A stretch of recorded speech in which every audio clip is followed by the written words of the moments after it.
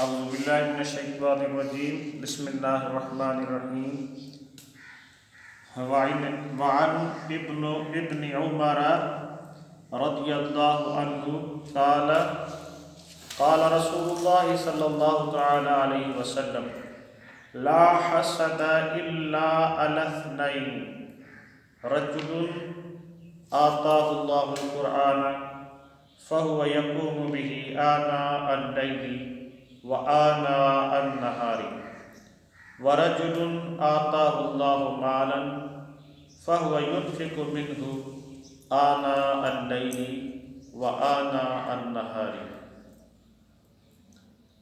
حضرت عبداللہ ابن عمر رضی اللہ تعالیٰ عنہ سے روایت ہے کہ آقا علیہ الصلوۃ والسلام نے فرمایا لا حسد، حسد جائز نہیں ہے، الا سوائے اس کے، الاثنین سوائے دو کے، دو مقامات کے علاوہ حسد جائز نہیں ہے یا حسد نہیں کرنا چاہیے۔ کون سی دو جگہیں؟ رجل ایک ایسا آدمی،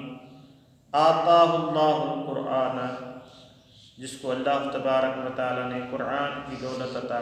کی، یعنی قرآن کا حافظ بنا، اس نے قرآن کو حفظ کیا یا قرآن کو پڑھا یا قرآن کی تعلیمات کو سیکھا، فَهُوَ يَقُومُ بِهِ آنَاءَ اللَّيْلِ وَآنَاءَ النَّهَارِ، اور پھر راتوں کو اور دنوں کو اس قرآن کی وجہ سے، یعنی کہ اس قرآن کے لیے کھڑا رہا، یعنی قیام کیا۔ وَرَجُلٌ آتَاهُ اللَّهُ مَالًا، اور دوسرا جس کو اللہ تبارک و تعالیٰ نے مال عطا کیا، فَهُوَ يُنْفِقُ، اور وہ اس مال کو خرچ کرتا رہا، مِنْهُ آنَاءَ اللَّيْلِ وَآنَاءَ النَّهَارِ، راتوں کو بھی اور دن کو بھی اپنے مال کو اللہ کی راہ میں خرچ کرتا رہا۔ تو یہ جو دو شخص ہیں، ان دو شخصوں سے حسد کیا جا سکتا ہے، ان کے علاوہ باقی حسد جائز نہیں ہے۔ لا حسد، حسد کی دو یعنی کہ صورتیں ہیں، ایک حقیقی اور دوسرا مجازی۔ یعنی ایک حسد ایسا ہے کہ ایک بندہ تمنا کرے کہ یہ جو صاحب النعمت ہے، جس کو اللہ تبارک و تعالیٰ نے نعمت عطا کی ہے، فار ایگزامپل مثال کے طور پر ایک شخص کو اللہ تبارک و تعالیٰ نے اولاد عطا کیا ہے اور دوسرے شخص کو اللہ تبارک و تعالیٰ نے اولاد نہیں عطا کیا، تو جس کو اولاد نہیں ہے وہ یہ تمنا کرے کہ اس کی بھی اولاد ختم ہو جائے یا اس کی بھی اولاد کو موت آ جائے، یعنی زوال النعمہ ہو جائے، اس کو یہ جو نعمت اس کے پاس ہے، یہ نعمت اس کے پاس سے ختم ہو جائے، بلکہ یہ میرے پاس آ جائے، تو ایسا حسد جائز نہیں ہے۔ اور دوسرا حسد کہ اللہ تبارک و تعالیٰ نے میرے صاحب النعمت، جس کو اللہ تبارک و تعالیٰ نے نعمت عطا کی ہے، اللہ تبارک و تعالیٰ اس کی نعمتوں میں اور برکتیں عطا فرمائے اور مجھے بھی اللہ تبارک و تعالیٰ ایسی نعمت عطا کرے۔ ٹھیک ہے، یہ بھی ایک حسد ہے کہ جو سامنے والا ہے، جس کے پاس وہ نعمت ہے، اولاد ہے اس کے پاس، مال ہے اس کے پاس، اچھی گاڑی ہے اس کے پاس، یا جو بھی اللہ تبارک و تعالیٰ نے اسے نعمت عطا کی ہے اور دوسرے بندے کے پاس وہ نعمت نہیں ہے، تو ایسا حسد، یعنی کہ یہ جو نعمت اللہ تبارک و تعالیٰ نے اسے عطا کی ہے، اس کے پاس یہ نعمت نہ ہو بلکہ یہ نعمت میرے پاس ہو، تو یہ حسد جائز نہیں ہے۔ ہاں، یہ تمنا کرے کہ یہ جو نعمت اس کے پاس ہے، اللہ تبارک و تعالیٰ اس کو مزید برکتیں عطا فرمائے، مزید ترقیاں عطا فرمائے، اور ایسی نعمت اللہ تبارک و تعالیٰ مجھے بھی عطا فرمائے، تو ایسا حسد یہ مستحب ہے، یہ حسد ہو سکتا ہے۔ یہاں پر حدیث پاک کے روح سے یہ ہے کہ حسد جائز نہیں ہے، حسد کو غبطۃ کہتے ہیں، حسد کی معنی ہے غبطۃ، ایسا حسد ہے ہی نہیں سوائے اللہ تبارک و تعالیٰ کے محبوب علیہ السلام نے فرمایا 2 مقاموں پر، ایک جس نے اللہ تبارک و تعالیٰ نے جس شخص کو قرآن کی دولت سے نوازا، جیسا کہ ہم نے پیچھے پڑھا خیرکم من تعلم القرآن وعلمہ، ایک ایسا شخص ہے جس کو اللہ تبارک و تعالیٰ نے قرآن کی دولت سے نوازا،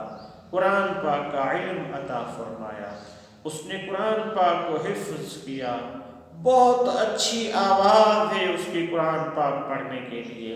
وہ جب قرآن کو پڑھتا ہے تو بہت سرور آتا ہے، بہت مزہ آتا ہے، کیفیت تبدیل ہو جاتی ہے۔ اب ایک بندہ دعا کر رہا ہے، یا اللہ مجھے بھی قرآن پاک کی ایسی دولت عطا فرما، مجھے بھی ایسا انعام عطا فرما، تو ایسا حسد جائز ہے۔ تو اللہ تبارک و تعالیٰ کے محبوب نے فرمایا ایک بندہ قرآن کو پڑھ رہا ہے، قرآن کی تعلیمات ہے اس کے پاس، قرآن کا اللہ تعالیٰ نے علم عطا کیا ہے، اور وہ کیا کر رہا ہے، راتوں کو اور دنوں کو، یعنی کھل کے بھی اور چھپ کے بھی، راتوں کو بھی دنوں کو بھی اس قرآن کی پرچار کر رہا ہے، اس کی تبلیغ کر رہا ہے، لوگوں تک اس پیغام کو پہنچا رہا ہے، تو ایسا حسد جائز ہے۔ یعنی اس طریقے کا حسد بندہ کر سکتا ہے کہ یا اللہ میرے بھائی کے بچے کو حافظ کیا ہے، پروردگار عالمین میرے بچوں کو بھی حافظ قرآن بنا دے، باری تعالیٰ میرے بھائی کو لحن داؤدی عطا کی ہے، کیا آواز دیا ہے تو اس کو کہ وہ قرآن پڑھ رہا ہے، باری تعالیٰ مجھے بھی ایسی آواز عطا کر کہ میں بھی تیرے قرآن کو اس طریقے سے پڑھوں، باری تعالیٰ وہ قرآن، اس کے بچے قرآن کے حافظ ہے، وہ قرآن سے جڑا ہوا ہے، باری تعالیٰ مجھے بھی قرآن کی نسبت عطا فرما، تو اس طریقے کا حسد جائز ہے۔ دوسرا رجل آتاہ اللہ مالا، ایسا شخص جس کو اللہ تعالیٰ نے مال عطا کیا، پیسے، ملکیت عطا کی اللہ تبارک و تعالیٰ نے، اور پھر فَهُوَ يُنْفِقُ مِنْهُ آنَاءَ اللَّيْلِ وَآنَاءَ النَّهَارِ، وہ چھپ کے بھی آناء اللیل یعنی راتوں کو، وآناء النہار اور دن کو، اس کا ایک معنی یہ بھی ہم لے سکتے ہیں کہ چھپ کے بھی اللہ کی راہ میں خرچ کر رہا ہے، اور سر عام بھی یعنی کہ علل اعلان بھی اللہ تبارک و تعالیٰ کی راہ میں یہ بندہ مال کو خرچ کر رہا ہے، ایسا مالدار بندہ، ایسی ملکیت والا بندہ جو اپنی ملکیت کو باری تعالیٰ کی راہ میں خرچ کر رہا ہے، دنوں کو بھی راتوں کو بھی، علل اعلان بھی اور چھپ کے بھی اللہ تبارک و تعالیٰ کی راہ میں صدقہ و خیرات دے رہا ہے، اللہ تعالیٰ نے اسے عطا کیا ہے اور وہ اللہ تعالیٰ کی راہ میں خرچ کر رہا ہے۔ جیسا کہ صحابہ کرام کی زندگی پر آپ جائیں تو آپ کو معلوم ہو جائے گا کہ صحابہ کرام کیسے زندگی بسر کر رہے ہیں۔ حضرت سیدنا عمر فاروق رضی اللہ تعالیٰ عنہ اور حضرت سیدنا ابو بکر صدیق رضی اللہ تعالیٰ عنہ کا ایک مشہور اور معروف جنگ تبوک کا واقعہ ہے کہ جنگ تبوک والے دنوں میں حضرت حضور صلی اللہ علیہ وآلہ وسلم نے اعلان فرمایا کہ مسلمانوں کو مال کی ضرورت ہے، جنگ پر جانا ہے، پیسوں کی ضرورت ہے، مال کی ضرورت ہے، تو حضرت عمر فاروق رضی اللہ تعالیٰ عنہ نے دل میں خیال کیا کہ آج میں حضرت ابو بکر صدیق رضی اللہ تعالیٰ عنہ سے بڑھ چڑھ کر حصہ لوں گا، یعنی حضرت ابو بکر صدیق سے میں آگے نکل جاؤں گا۔ تو حضرت عمر فاروق رضی اللہ تعالیٰ عنہ نے جا کے اپنے گھر کا آدھا پورا نصف سامان لے کر آقا علیہ السلام کی دربار میں پیش کیا۔ حضرت ابو بکر صدیق رضی اللہ تعالیٰ عنہ نے اپنے پورے گھر کا سامان آقا علیہ السلام کی دربار میں پیش کیا، اور یہ حضرت عمر فاروق رضی اللہ تعالیٰ دل میں خوش ہو رہے تھے کہ آج میں حضرت ابو بکر صدیق رضی اللہ تعالیٰ عنہ سے آگے نکل جاؤں گا، کیونکہ میں اپنی ملکیت کا آدھا حصہ آقا علیہ السلام کی دربار میں لے کے آیا۔ آقا علیہ السلام نے صحابہ کرام رضی اللہ تعالیٰ عنہ سے معلوم کیا کہ کیا کیا لے آئے ہیں۔ حضرت عمر فاروق رضی اللہ تعالیٰ عنہ نے عرض کیا یا رسول اللہ، میرے گھر کا جو آدھا سامان ہے، نصف ملکیت ہے میری، وہ میں نے آپ علیہ السلام کی دربار میں پیش کر دی ہے۔ تو حضرت ابو بکر صدیق رضی اللہ تعالیٰ عنہ سے سوال کیا ہے ابو بکر تو کیا لایا ہے؟ تو حضرت ابو بکر صدیق رضی اللہ تعالیٰ عرض کرنے لگے یا رسول اللہ پیچھے 2 خزانے چھوڑ کے آیا ہوں، باقی جو کچھ بھی تھا وہ آپ کے دربار میں پیش کر دیا ہے۔ کون سے خزانے ہیں؟ عرض کی یا رسول اللہ صلی اللہ علیہ وسلم ایک اللہ کا نام ہے اور دوسرا اللہ کے رسول کا نام ہے جو میں پیچھے گھر والوں کے لیے چھوڑ کے آیا ہوں، باقی جو بھی کچھ ہے وہ اللہ تعالیٰ کے نام پر اللہ تعالیٰ کے رسول کی دربار میں پیش کر دیا ہے۔ تو عملیات کے اعتبار سے ایسا حسد جائز ہے۔ اور صحابہ کرام رضوان اللہ تعالیٰ علیہ اجمعین نے عرض کیا یا رسول اللہ صلی اللہ علیہ وسلم امیر جو لوگ ہیں وہ ہم سے آگے نکل گئے، وہ خرچ بھی کرتے ہیں، نمازیں بھی پڑھتے ہیں، نیکیاں بھی ہمارے ساتھ کرتے ہیں، اچھے کام بھی ہمارے ساتھ کرتے ہیں، جنگوں میں بھی شریک ہو رہے ہیں، یا رسول اللہ ہمارے پاس مال نہیں ہے، ان کے پاس مال ہے، وہ زیادہ خرچ کر رہے ہیں اللہ تعالیٰ کی راہ میں۔ آقا علیہ السلام نے ان کو ترغیب دی کہ آپ تسبیح فاطمہ پڑھیں، یہ جو ہم پڑھتے ہیں نماز کے بعد سبحان اللہ 33 مرتبہ، الحمدللہ 33 مرتبہ، اللہ اکبر 34 مرتبہ، یہ پڑھنا شروع کریں۔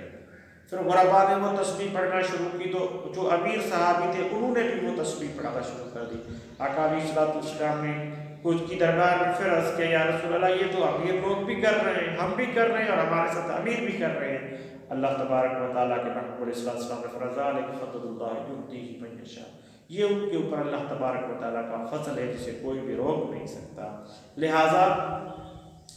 یہ جو چیزیں ہیں یہاں پر حسد جائز ہے۔ عملیات کے اعتبار سے میرا بھائی ایک ختم نکال رہا ہے ہفتے میں تو میں کوشش کروں کہ 2 قرآن پاک کے ختم شریف نکالوں۔ میرے بھائی کا ایک بیٹا حافظ قرآن ہے تو میری کوشش ہو 2 بیٹے میرے حافظ قرآن ہوں۔ میرا بھائی رات کو نوافل پڑھ رہا ہے تو میری بھی کوشش ہو کہ میں بھی اللہ کی راہ میں نوافل ادا کروں۔ یہ صحابہ کرام کا طریقہ تھا۔ آپ صحابہ کرام کی زندگی کو تو دیکھیں، صحابہ کرام رضوان اللہ تعالیٰ علیہ اجمعین کی زندگی کو دیکھیں۔ عرض کیا رسول اللہ وہ بنی اسرائیل والے جو تھے وہ ہم سے یعنی کہ عمریں ایجز ان کی زیادہ ہے، وہ ہم سے نیکیوں میں آگے نکل گئے ہیں۔ تو اللہ تبارک و تعالیٰ نے لیلۃ القدر کو نازل فرمایا، لیلۃ القدر خیر من الف شہر، یہ جو قدر کی رات ہے یہ 1000 مہینوں سے بہتر ہے۔ آپ ایک قدر کی رات اللہ تبارک و تعالیٰ کی عبادت کریں گے، اللہ تبارک و تعالیٰ آپ کو 1000 مہینوں کی عبادتوں کا ثواب عطا فرمائے گا۔ میرے بھائیوں، میرے دوستوں، تو یہ اس قسم کا حسد جو ہے یہ جائز ہے کہ قرآن پاک اللہ تبارک و تعالیٰ آپ کو عطا فرمائے، مال عطا فرمائے، اور آپ دعا مانگے باری تعالیٰ مجھے بھی ملکیت عطا فرما کہ میں بھی اللہ تعالیٰ کی راہ میں خرچ کروں، مجھے بھی قرآن عطا فرما تاکہ میں بھی راتوں کو جاگ کر اللہ تبارک و تعالیٰ کا قرآن پڑھوں۔ تو ایسا حسد جائز ہے، باقی جتنے بھی حسد ہیں وہ حسد جائز نہیں ہے۔ اللہ تبارک و تعالیٰ عمل کی توفیق عطا فرمائے۔ وآخر دعوانا ان الحمد للہ رب العالمین۔